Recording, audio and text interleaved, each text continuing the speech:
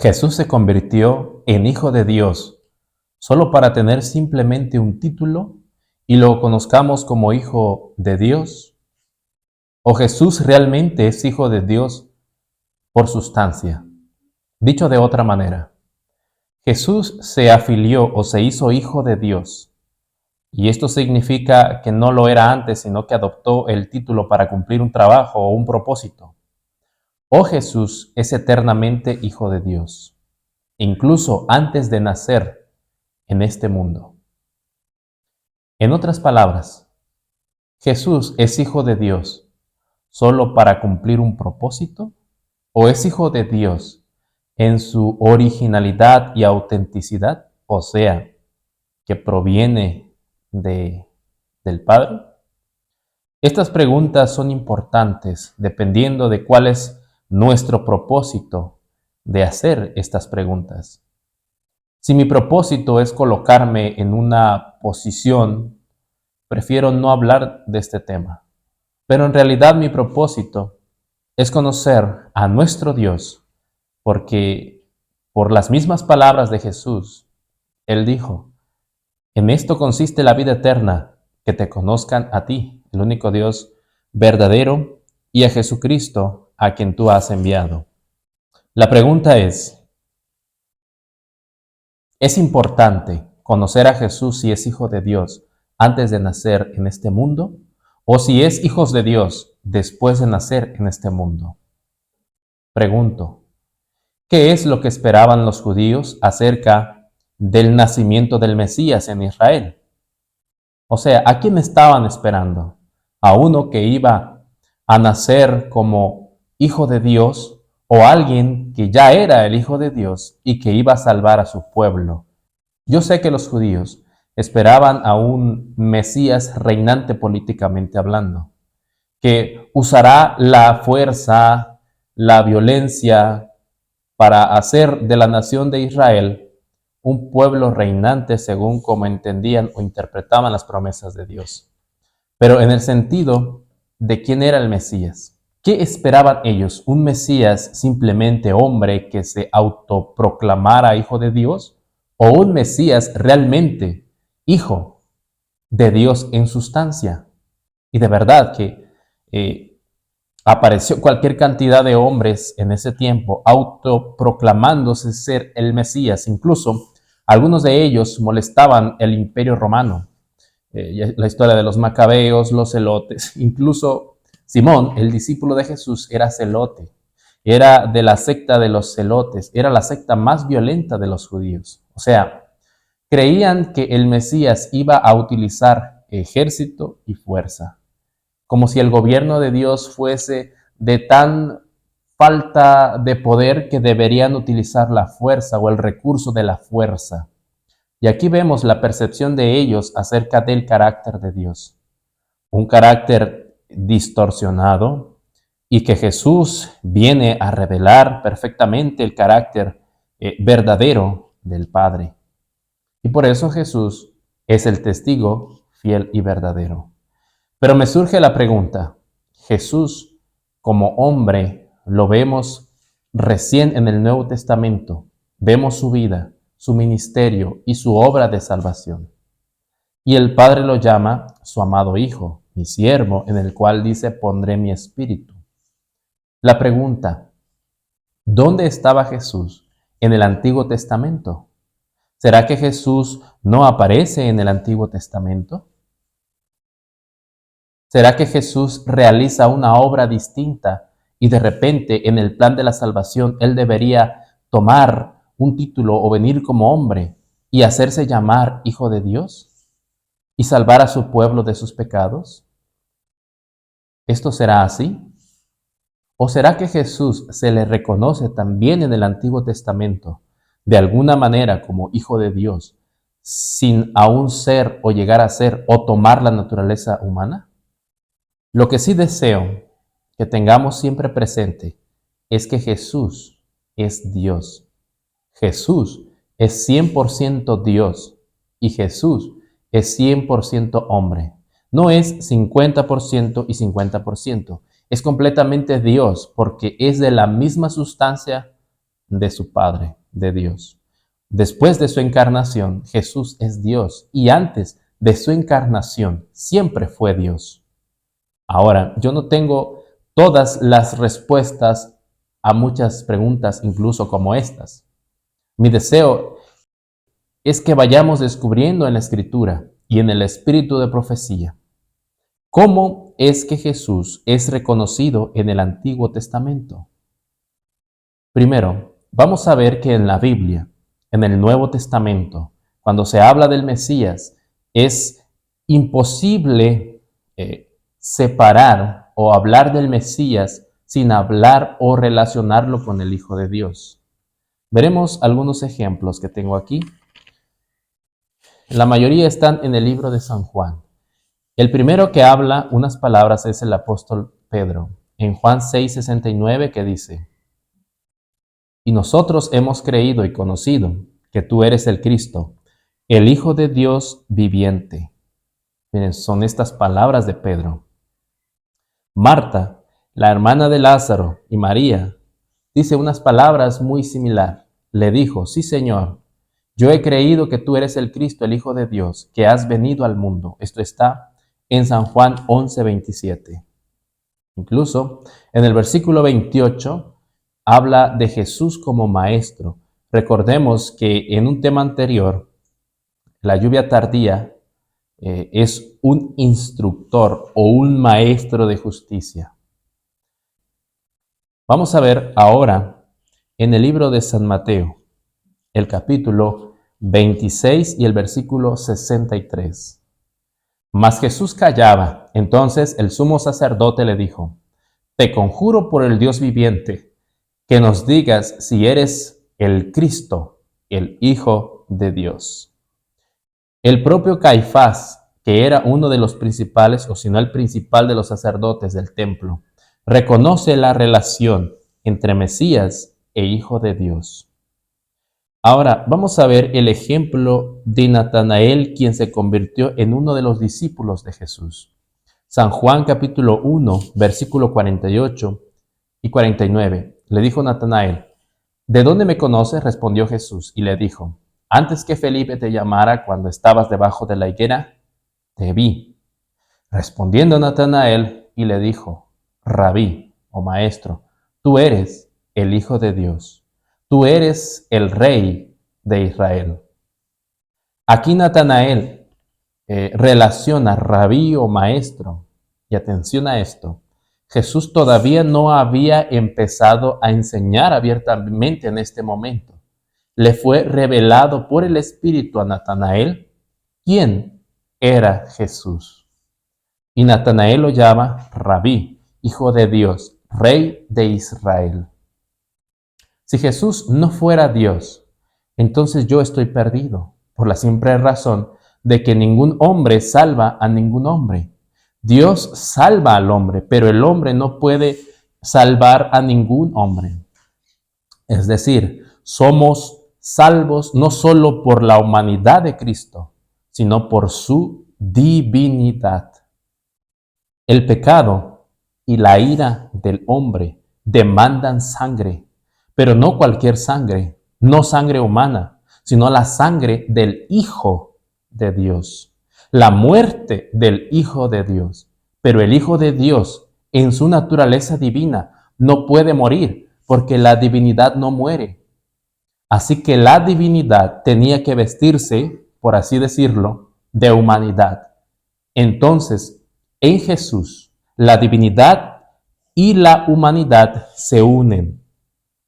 Dios, el Padre, le da su espíritu a su amado Hijo. Pero si Jesús no es Hijo de Dios antes de nacer como hombre, entonces Jesús es otro Dios. O sea, tendríamos dos dioses o tres dioses si consideramos al Espíritu Santo como otro Dios. O sea, tendríamos tres dioses entonces. Pero no es así. Dios dice la Biblia, es el Padre. Jesús es Dios por sustancia, pero es el Hijo de Dios. Ahora, no me preguntes de su engendramiento como Dios, eso yo no lo sé. Lo que sí estoy convencido es que Jesús procede del seno de su Padre y es coeterno con el Padre porque es de la misma sustancia que el Padre. Y como hijo de Dios, como hijo de hombre, cumple diversas funciones, pero Jesús es hijo de Dios. Ahora, si Jesús fuese preexistente, que lo es, y fuera llamado hijo de Dios, pero sin tener la sustancia de Dios, entonces Jesús sería una criatura creada, así como somos nosotros. Somos hijos de Dios por creación y después por adopción. Pero Jesús es el principal de la creación. Jesús no es creado. Jesús no es o no fue adoptado. Jesús es divino, porque es de la misma imagen y de la misma sustancia que el Padre. Y siendo el primogénito de la creación, es decir, Jesús por medio del cual Dios creó todas las cosas. Quien quisiera conocer el momento en que Jesús llegó a ser hijo de Dios como hijo divino, está buscando en vano, pues antes que existiese el tiempo, Jesús ya es el Hijo de Dios. Y Dios no puede medirse en tiempo. Ahora, trasladándonos a la creación, pregunta, ¿Adán y Eva tenían conocimiento del Hijo de Dios? Voy a leer algunas citas del Espíritu de Profecía.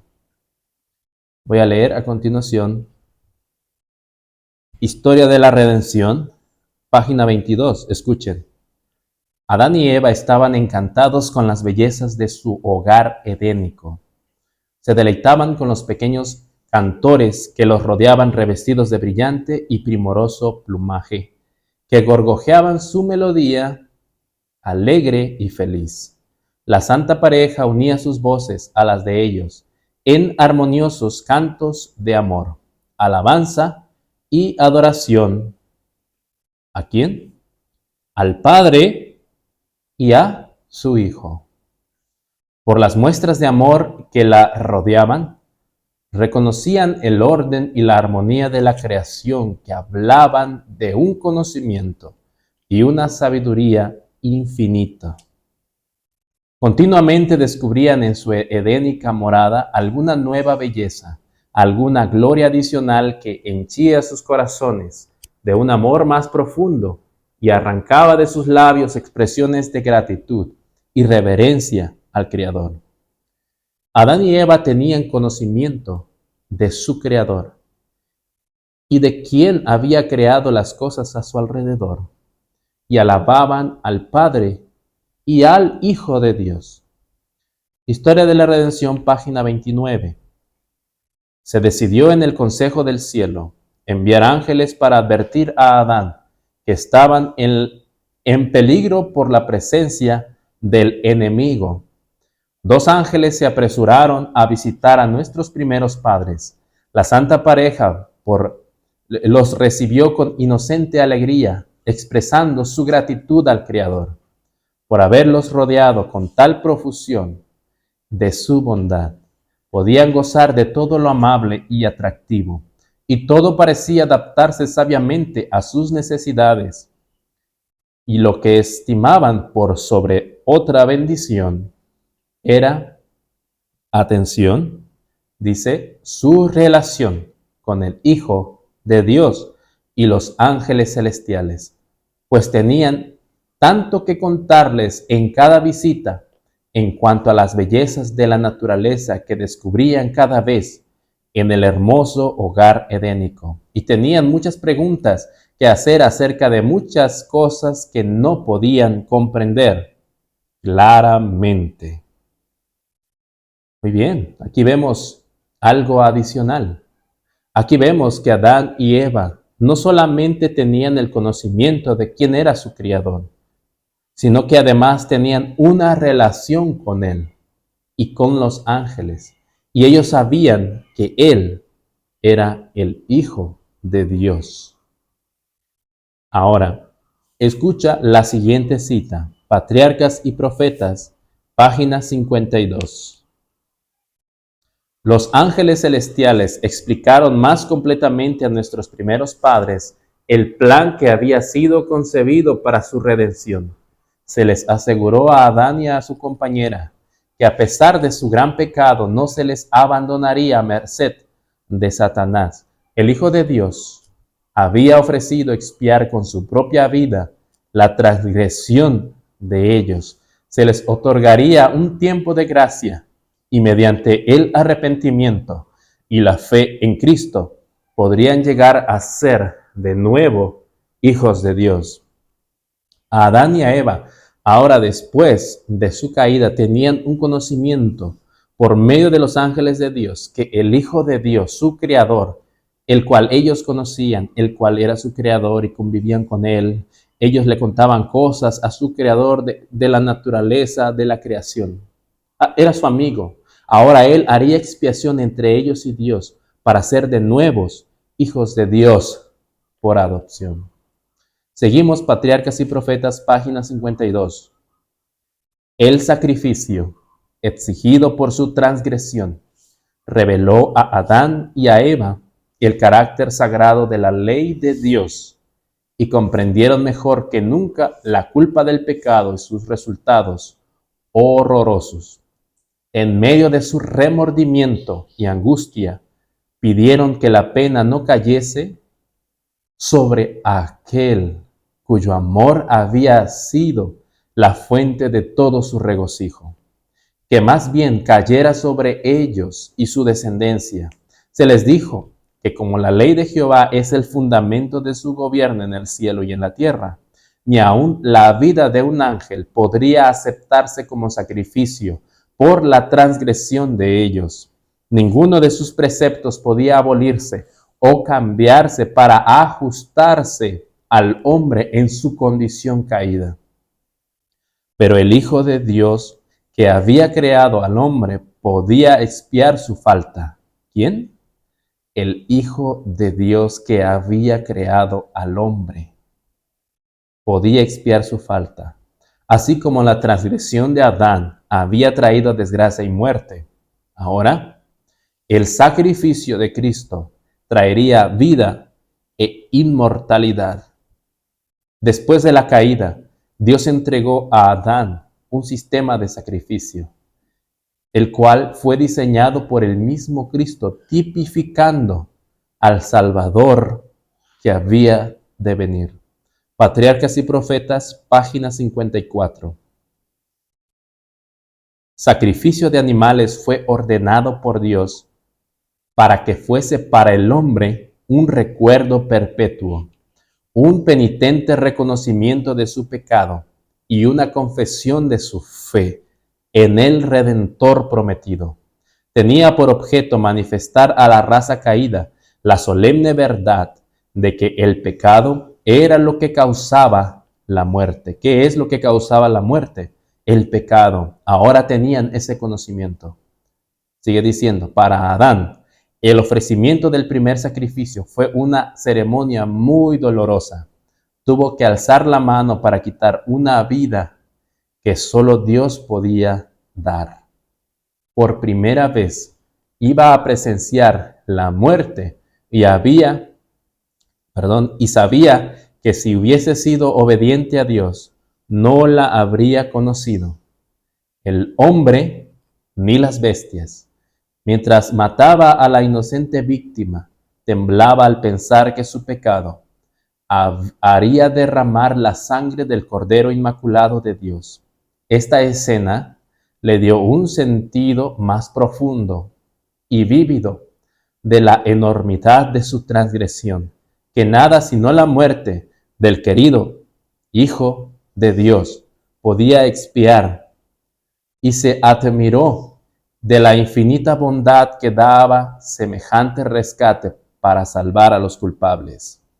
Una estrella de esperanza iluminaba el tenebroso y horrible futuro y le libraba de una completa desesperación. Adán presenció en ese primer sacrificio lo que demanda el pecado, la muerte del Hijo de Dios. Repito esto, El pecado demanda la muerte del Hijo de Dios.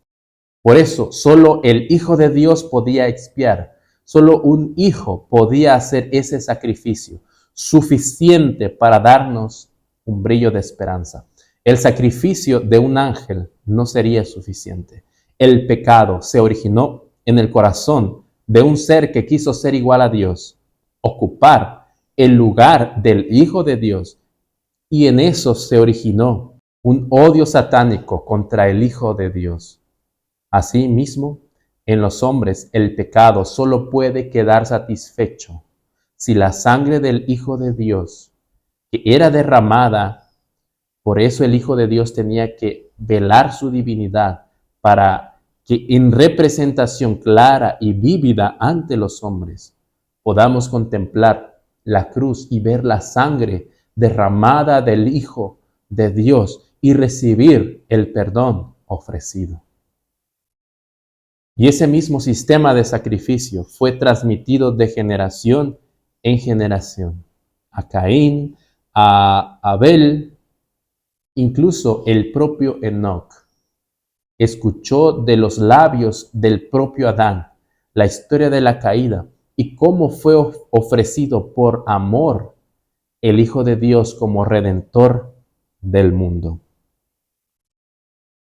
Y llegando los tiempos de Abraham, sucedió algo muy importante, pues la raza humana, después del diluvio, había perdido y corrompido el sistema de sacrificio que era una representación de la obra del Hijo de Dios, ahora siendo sacrificio para dioses paganos. Pero a Abraham se le fue recordado la naturaleza del sacrificio del Hijo de Dios.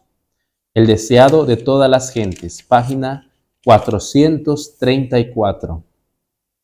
Se le impuso esta terrible prueba a Abraham para que pudiera ver el día de Cristo y comprender el gran amor de Dios hacia el mundo, tan grave que para levantarlo de la degradación, dio a su Hijo unigénito para que sufriera la muerte más ignominiosa. Ahora veamos que más tarde, con los habitantes de Sodoma y Gomorra, Abraham estaba delante del cual reconocería que era el Hijo de Dios. Dos de los mensajeros celestiales se marcharon, dejando a Abraham solo con aquel a quien reconocía ahora como el Hijo de Dios. Y el hombre de fe intercedió en favor de los habitantes de Sodoma. A través de los años, Dios se comunicó con los hombres a través de ángeles, pero muchas veces lo hizo también cara a cara. O sea, Cristo cara a cara, hablando con Abraham, hablando con Moisés y muchas personas más. En cuanto a Moisés y el éxodo de Egipto, ¿quién realizó esa liberación? Fue el propio Hijo de Dios. Escucha esta cita que voy a leer a continuación. El deseo de todas las gentes.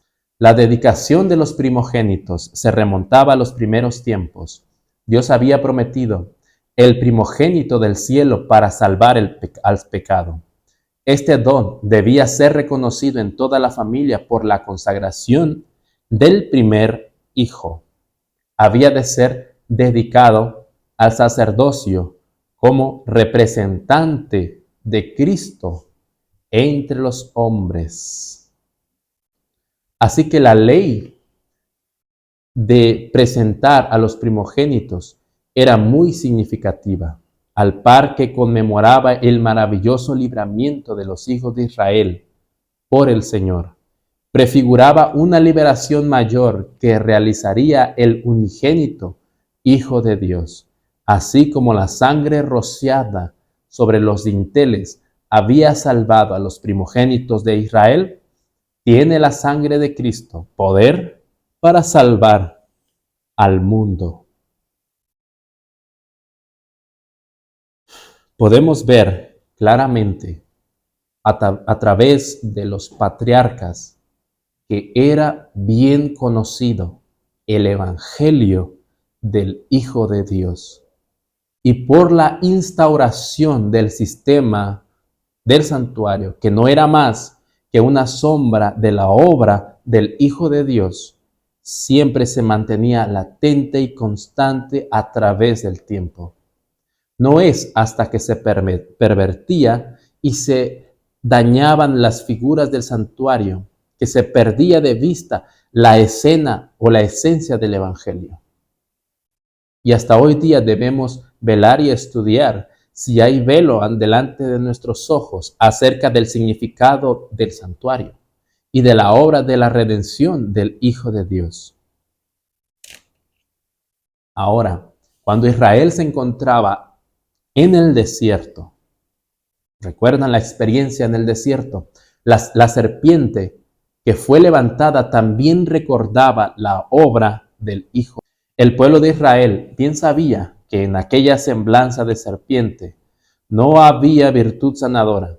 Sabían que era solo un símbolo del Hijo de Dios y que la fe en la palabra divina y la acción inmediata sería el poder de salvación de ellos. Así es, incluso un pagano como Nabucodonosor reconocía que había un Hijo de Dios a través del testimonio de Daniel y sus amigos. Review en Herald, mayo 3, 1892. ¿Cómo supo Nabucodonosor que la forma del cuarto era como el Hijo de Dios? Él había oído acerca del Hijo de Dios de los cautivos hebreos que estaban en su reino. Ellos habían traído el conocimiento del Dios viviente que gobierna todas las cosas. Ahora veamos un par de textos en la Escritura que nos hablan del Hijo de Dios. Proverbios 34 dice: ¿quién subió al cielo y descendió? ¿Quién encerró los vientos en sus puños? ¿Quién ató las aguas en un paño? ¿Quién afirmó todos los términos de la tierra? ¿Cuál es su nombre y el nombre de su hijo, si sabes? Isaías 9:6. Porque un niño nos es nacido, hijo nos es dado, y el principado sobre su hombro, y se llamará su nombre admirable consejero, Dios fuerte, Padre eterno, príncipe de paz. Y así llegamos hasta el día cuando Cristo vino a la tierra y en innumerables veces habla de su relación con su Padre. Cristo vino a revelar a su Padre como el Hijo de Dios que era antes de encarnarse. Los judíos tenían ya en este tiempo pervertido el significado de los sacrificios y del concepto del Mesías. Tenían distorsionado incluso el carácter de Dios. Ahora, para finalizar, escuchemos estas propias palabras de Jesús. Y conoceréis la verdad, y la verdad os hará libre. Le respondieron: linaje de Abraham somos, y jamás hemos sido esclavos de nadie. ¿Cómo dices tú seréis libres? Jesús les respondió: de cierto os digo, que todo aquel que hace pecado, esclavo es del pecado. Y el esclavo no se queda en casa para siempre. El Hijo sí queda para siempre. Así que si el Hijo os libertare, seréis verdaderamente libres. Juan capítulo 8, versículo 32 al 36. El que tiene la vida, el que tiene al Hijo, tiene la vida de Dios.